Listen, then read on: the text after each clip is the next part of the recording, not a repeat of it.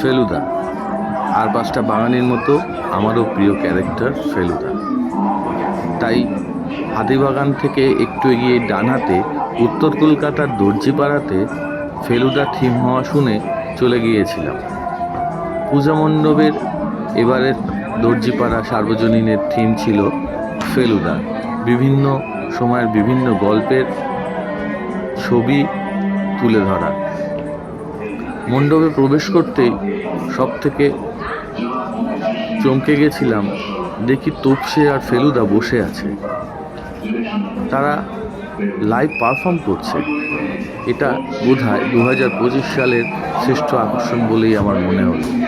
এই নতুন চিন্তাধারা অর্থাৎ মণ্ডপ সজ্জার মাধ্যমে ক্যারেক্টারগুলোর লাইভ পারফরমেন্স এবারের এই মণ্ডপ সজ্জাকে আরও বেশি আকর্ষিত এবং সারপ্রাইজ করে তুলেছিল। মণ্ডপের ফেলুদা চরিত্রের সাথে আরও বিভিন্ন পার্শ্ব চরিত্রগুলোকে তারা মণ্ডপের মধ্যে লাইভ পারফরমেন্সের মাধ্যমে তুলে ধরেছিল। আমার এই ভিডিওর মাধ্যমে আপনাদেরকে সেটা দেখাবার চেষ্টা করলাম। ফেলুদা বাঙালির মনে প্রাণে, তাই এবারের শারদীয়ায় দর্জিপাড়া সার্বজনীন ফেলুদার থিম করেছিল তারা। এই ভিডিওর মাধ্যমে আপনারা দেখতে পাবেন।